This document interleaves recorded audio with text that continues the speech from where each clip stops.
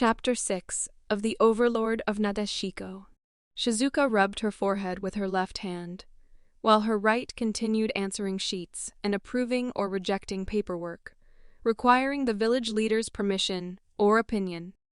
It was another busy day, looking more and more like another day stuck in the office, and this time without the excuse to leave and find a husband. Admittedly, she used that as a means to escape the drool of paperwork, but Ains had seen the end of that. Her mind wandered, thinking about the fact that tomorrow the ceremonial marriage would occur, and she'd be married to Ains Ulgown. She disliked the fact of a marriage, especially not long after her previous lover's death, but even she was not excused from the cultural laws. There were a few clauses that would prevent that law from occurring.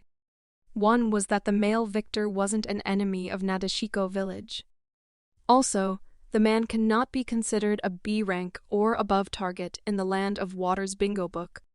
Lastly, the cultural law does not apply during missions unrelated to it. That last clause was to prevent complications in enemy ninja trying to exploit Nadeshiko's laws during a kunoichi's mission.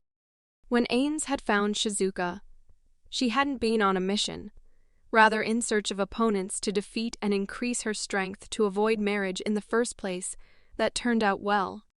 Regardless, this was her fate: to marry Ains Ulgown, a ninja that continued to surprise her with both his power and intellect. He managed to tame those Chunin-level wolves with a jutsu that required no hand seals. In fact, none of his ninjutsu requires the formation of seals so far, an oddity that intrigued her. The ceremony wasn't anything complex. Shizuka had to tell Ains what to do beforehand. There was a tradition in it. A knock on the door drew her thoughts. "Come in," Shizuka said, looking up from the paperwork towards the door across from her desk. The door opened, revealing her longtime friend and attendant, Tokiwa. "Lady Shizuka." Tokiwa spoke formally while Shizuka was in the office. She carried a small blue booklet. "The graduation of this year's Genny," she explained as she placed it down on the desk. Shizuka picked it up, opening it, revealing each page dedicated to at least 2 potential Gennin per page. As the leader of Nadeshiko village, Shizuka had the right to form specific teams of Gennin from the list of graduates taking the kunoichi exam. Even Ains did not have this right. Even if he held some militant control now, certain things were still outside his positional power. A team of kunoichi in Nadeshiko village had 3 members. That was 2 Gennin for 1 Chunin leader. The Chunin can be a Jonin as well, but the village lacked kunoichi in the rank to fill in for all teams. So Jonin leaders were reserved for the only Gennin with great potential. It wasn't a fair system, but in this ninja world sacrifices had to be made to secure the future of the village's prosperity. Of course, a few teams of 4 in Nadeshiko did exist, but that was for the odd occasions. Noteworthy Gennin this year. She had an inkling of an idea already, familiar with the village as a native resident. Most Gennin did not display any particular talents, and bloodline limits within Nadeshiko were nearly non-existent, especially given the Mist Village's recent purge 4 years back of bloodline limit holders in the Land of Water. Luckily, Nadeshiko village was far away enough from the village hidden in the mist to avoid most problems caused by the village's brutal practices. It was no surprise that Nadeshiko village had adopted an approach more like the Land of Fire's Leaf village. Nowadays, the 5th Mizukage had tried to strengthen diplomatic ties with Nadeshiko village, but the times of the Bloody Mist had kept Shizuka wary, preferring to keep the Mist village at arm's length, even if it might prove detrimental in an economical sense. "It's quite an average year again," Tokiwa answered. "A few exceeding in particular talents over others, but nothing eye-catchingly unique." She trailed off, which was unlike her attendant. "Tokiwa?" Shizuka asked. "There's one girl," Tokiwa said.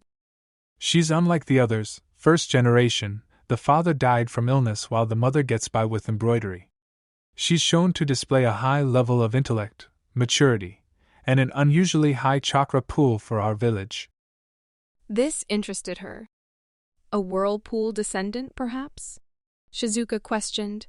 Nadeshiko Village's peninsula was right below the ruins of the Whirlpool Village, whose members had rumors to have high chakra reserves and increased endurance. Although Shizuka knew most of the village by face, that didn't mean she was aware of everybody on a personal level. Tokiwa paused for a moment, likely trying to remember information about that particular group, then replied, No, she doesn't have red hair and no special chakra qualities. Odd, but with large chakra reserves, she'll fit well with a ninjutsu specialist. Shizuka flipped through the pages to look for the girl, paying attention to descriptive notes and finding a matching one. Shizuka blinked, taking a good look at the aforementioned Janine's picture. She must get her looks from her father. Any particular troubles? Her large reserves give her chakra control problems, and has issues with working alongside with others of the same age, preferring more experienced kunoichi. Shizuka thought for a bit. Then I'll make her fill in a spot with older members, she said, writing down the assigned group on the Janine's profile. Strange name, the village leader remarked. I'm sure Clue can handle her when she returns. The profile image was of a petite young girl with blonde hair and ice-cold blue eyes.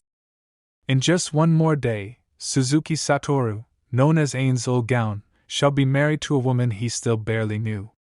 He could already feel the clapping of hands from Peruransino for netting himself a wife, and the scolding words from his sister Bukubukagama for forcing a girl to marry due to politics.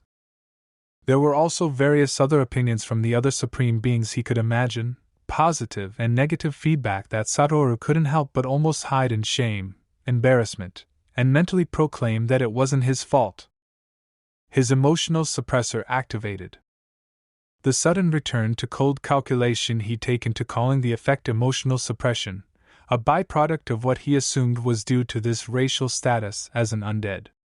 It only activated when his emotions reached a certain level. It wouldn't interrupt a chuckle, but it would stop his laughter after a brief moment.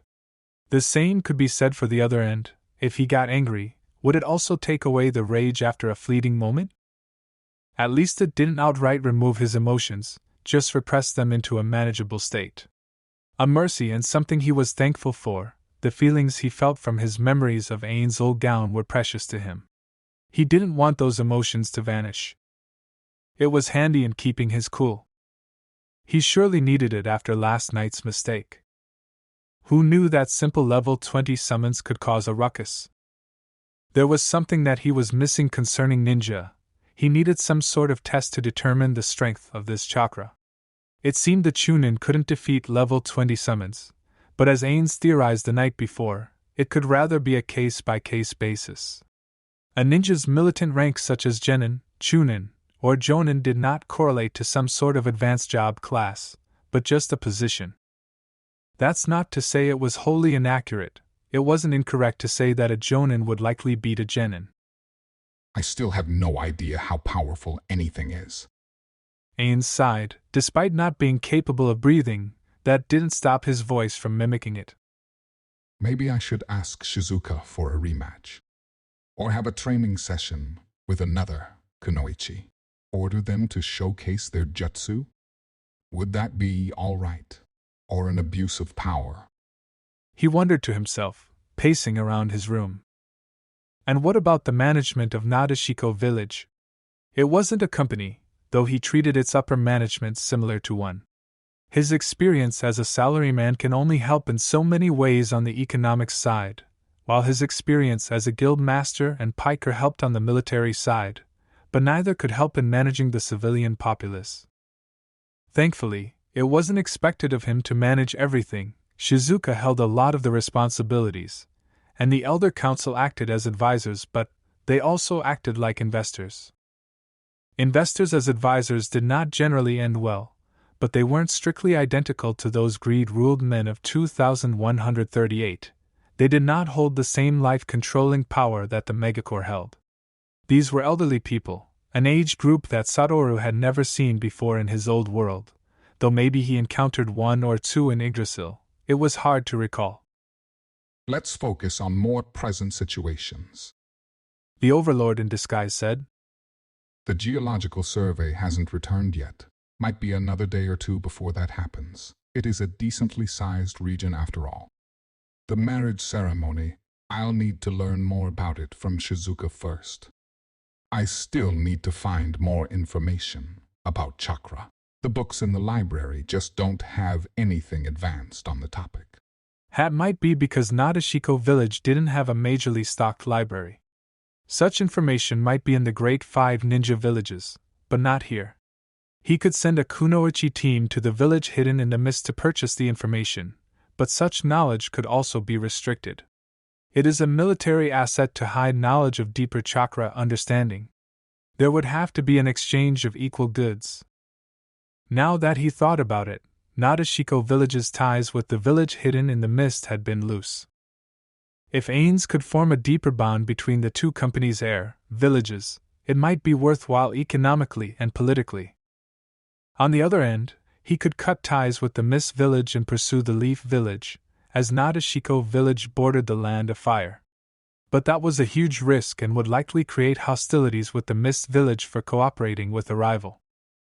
So many factors to take into account, Ains said, taking a moment to look out the window and over half the village, his gaze lingering on the lowest hilltop. It was just so undefended, and that made Ains anxious. The defense of the great tomb of Nazarick was an absolute marvel in Yggdrasil, a fortified guild that managed to successfully defend itself from an alliance of players.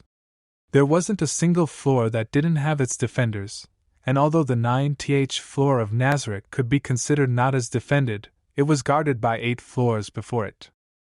The lowest hilltop of Nadeshiko village would be the entrance point for invaders, so it would be the equivalent of Nazarick's 1 SD to 3 RD floors in terms of importance. And it was nearly utterly defenseless, save for patrolling kunoichi and residential fighters. I need to improve Nadeshiko's defenses. We can use the earth from the quarry to erect walls around the lowest hilltop. He'd also need to make it unscalable. As he witnessed in the past few days, chakra ninja can walk and run up surfaces. The walls were to dissuade armies of non-ninja combatants but could also serve as a front to block outside enemy jutsu. This way, any enemy ninja had to first scale the wall before they can use a jutsu to attack population centers, and that was after scaling the natural elevation of the hilltop. That was the benefit of Nadeshiko village's natural geography. It forced opponents to approach and scale the hills. Of course, this was negligible for any ninja with a jutsu capable of flight, but recalling those rogue ninja, it was apparently a rarity that only a kage of the stone village could do. Ains left his room and started making his way to the main hall. In particular, he wished to discuss with Shizuka about numerous topics. He wasn't making any headway by his own thoughts and what little he continued to glean from the library. Sure, his nights were spent reading, but the available information didn't help when it concerned ninja, though management skills certainly did improve. Even though he was a max level 100 character, that didn't mean he couldn't continue to grow. The depths of knowledge held no limit. He could still learn how to manage or even command people. Though, when it came to combat, he still wouldn't gain any more experience points past the 90% mark. He hadn't certainly gained any when killing those rogue ninja. He passed by a few kunoichi, who were starting to become a little familiar with his presence in the village, though the civilians remained a bit wary of him. It didn't take long to enter the main hall and approach the leader's office. The proximity between it and Ains' living quarters was short. The Overlord knocked on the door, then entered. He spotted Tokiwa first, the attendant doing her job in keeping the village leader's schedule on time, while Shizuka continued to flip through sheet after sheet of paperwork. He could visibly see the tired expression on her face, even when her focus remained constant on the work at hand. After a minute, she finally spent a few seconds looking up and noticing his presence. Ains, did you need something? It was a strictly professional question, not the more casual demeanor and the little free time they had spoken. Do you have a report on the geological survey mission? he asked, wondering if the Kunoichi team on the mission had sent anything back. Shizuka opened the drawer on the right-hand side and started browsing through the numerous folders, before pulling one out and placing it forward on the desk. Ains approached and took it, opening the folder to reveal only 2 reports. It was a geological survey, so occasional reports were expected, and about 2 days had passed since they'd accepted the mission. Ains read through it. The area was quite larger than expected. It would take significantly longer to thoroughly examine the region's natural resources. The Jonin leader, Kluk, had requested an additional team for a broader search, but the request hadn't been approved by Shizuka. Why didn't you approve it? I don't have any other teams capable of taking a B-ranked mission. A matter of logistics, Shizuka replied. Tokiwa further clarified. We're stretched thin on Jonin, and most Chunin are already on missions. I see. Ains trailed off, his mind racing for a possible solution. His gaze settled on a folder that had the title of Genin graduation list. Did that mean a new generation of Kunoichi just graduated? So that meant they had extra forces to use. How about Janine? Shizuka raised an eyebrow. I have a few experienced Janine, but Send them and fill in empty spots with graduates, Ains said. Tokiwa looked shocked, then angrily shouted. they're graduates. Complete greenhorns. They're expected to finish D ranks, let alone a B rank mission. That's like a suicide mission for them. Yikes. He didn't expect such anger. His emotional suppression kept him level-headed. Tokiwa, Shizuka shouted with authority. The woman calmed down immediately. my apologies, Lady Shizuka. I understand your anger, but perhaps Ains has some thoughts as to why he would suggest this. Shizuka said, then looking back at him. Tokiwa's point holds truth. Ains, a vast majority of Academy graduates only know E-rank jutsu. They would not survive an encounter with enemy ninja. The region I sent Kluk's team is closer to Nadeshiko than any other ninja villages. Ains began to explain. The only reason behind its high rank is due to the urgency in claiming natural resources to solve Nadeshiko's economic situation. The potential danger level is C rank at worst, D rank at best. He finished, hoping that they would see reason. Furthermore, I gifted experimental jutsu scrolls that would grant them invisibility when used. I read about that. Honestly, such items are astonishing to even exist. Shizuka commented. They are not replenishable, but I needed success, He said. Send a gening team to aid in the survey. I'll provide them with scrolls, and if you still feel uncomfortable, I can also send one of the wolves from last night to aid them. They act similar to summons while under my control. Shizuka narrowed her eyes, staring directly at Ains. Honestly, it was a bit intimidating. Keep the wolf here. Shizuka answered. I'll send a gening team lead by an experienced one. Lady Shizuka. Tokiwa wanted to interject. The decision is made under the authority of a village leader. Shizuka spoke. Thank you, Shizuka. Do not worry. I promise, under the name of Anne's Uo Gown, that if anything were to happen, I will make post-haste to aid them personally. He firmly spoke, ideally thinking that perhaps he should send a stealth-type summon with the Genin team, or a scroll with message.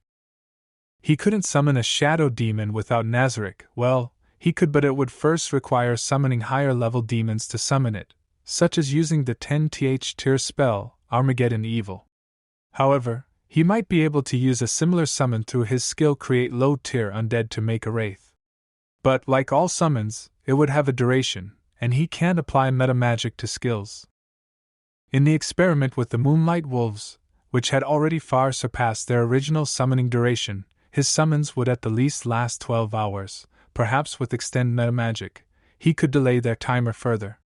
Of course, Moonlight wolves were also summoned by the staff of Ains Ulgaun, and not Ains himself. The increased duration might be attributed to only items and not players. Those wolves were still around, but for how much longer? Wait, what about both? Why stick with either a summons or scroll when he could just do both? Assuring, at least I can send Kluk's new Janine earlier than expected. Shizuka reasoned and began making a small mission scroll. Ains dug into his inventory and pulled forth a few message and invisibility. Of all the scrolls he had, message was a bit lacking in quantity. All magic casters had the 3RD tier spell, so having a scroll of it would be redundant for him, only useful for players without the spell, which is why he had a few of them for his friends without magic caster builds. Hand these over to them, Ains said. Their usage is simple. Toss it lightly into the air and speak the spell name, in this case, invisibility and message, he said, pointing to each group of scrolls. Message is a communication jutsu I invented, but I can't seem to create a hand seal variant.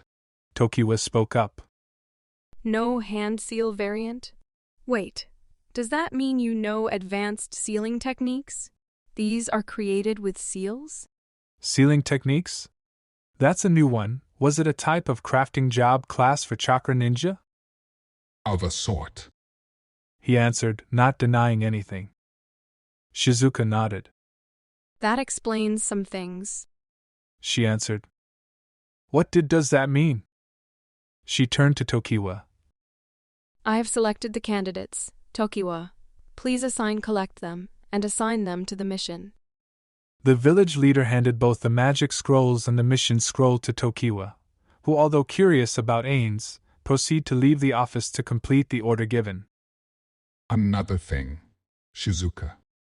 Ains began once again. It concerns the marriage ceremony. Right. She trailed off with a more feeble voice now that Tokiwa left. I should explain what you are expected to do. Please do.